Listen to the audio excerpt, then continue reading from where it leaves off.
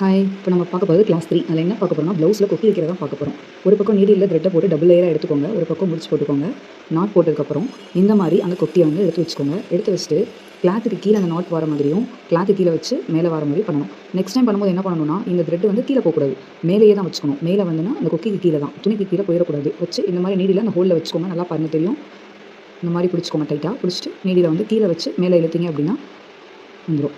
Next வந்து மேலே ஒரு சுற்றிட்டு அப்படி இழுத்துருங்க. அவ்வளோதான். இப்போ வந்து பார்த்தீங்கன்னா இது ஓகே ஆயிடுச்சு. இது ஃபிட் ஆயிடுச்சு. நெக்ஸ்ட் பார்த்தீங்கன்னா இது வந்து கொக்கி இப்படி நம்ம இப்போ தூக்கிட்டு இருக்கோம். இதை வந்து டைட்டாக பிடிச்சிக்கோங்க கீழே. பிடிச்சிட்டு இந்த மாதிரி கீழே நம்ம கிளாத்து கீழே போக தேவையில்லை. இதுவுமே வந்து நம்ம கிளாத்துக்குள்ளேயே தான் வச்சுக்க போகிறோம். கிளாத்துக்குள்ளே வச்சு இப்படி நீடில் மட்டும் தான் மேலே எடுக்க போகிறோம். இப்படி ஒரு சுற்றிக்கோங்க. அதே மாதிரி பண்ணிகிட்டே வாங்க. ஹெம்மிங் பண்ணுவோம் இல்லையா, அதே மாதிரி தான், எந்த மாற்றமுமே இல்லை. அப்படியே டைட்டாக ஊசியை வந்து கிளாத்து கீழே மட்டும் கொண்டு போயிடாதீங்க, நல்லா ஞாபகம் வச்சுக்கோங்க. நெக்ஸ்ட் வந்து பார்த்தீங்கன்னா அந்த பக்கம் வந்து டைட் பண்ணும்போது அதே மாதிரி தான். ஊசியை வந்து நம்ம பார்த்தீங்கன்னா தெரியும். உங்களுக்கு நல்லா காட்டுறேன். சென்டராக வச்சுக்கோங்க. சென்டராக வச்சு இப்படி இழுத்து நல்லா டைட் பண்ணிடுங்க. இதுக்கு வந்து நம்ம நீடில் அந்த பக்கம் திருப்பணும் அந்த மாதிரி இதெல்லாம் எதுவும் இல்லை. நீங்கள் ஸ்டிச் பண்ணிட்டு இருக்கிற பக்கமாகவே கீழே நாட் போட்டுருக்கீங்க இல்லையா, அந்த பக்கமே வச்சு அப்படியே நீங்கள் வந்து போட்டு டைட் பண்ணிகிட்டே வரலாம்.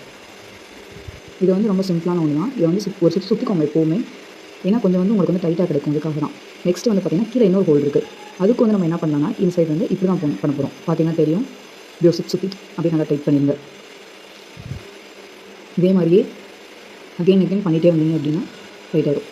இது வந்து பார்த்தீங்கன்னா ஹேண்டிங் நீடில். இந்த நீடில் வந்து ஆல்ரெடி உங்களுக்கு காமிச்சிருப்பேன். இந்த நீடில் எடுத்து இப்படி ஒரு கிளாத்தில் வந்து இப்படி சொருகிக்கோங்க. நெக்ஸ்ட் வந்து இதான் கொக்கி எடுத்துக்கோங்க.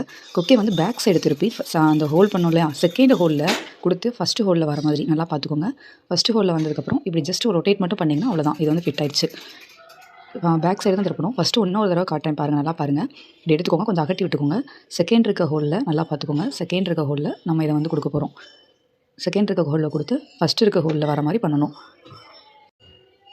ஃபஸ்ட் இருக்க ஹோலில் வந்துருச்சு. இப்போ வந்து காமிக்கிறேன் பாருங்கள்.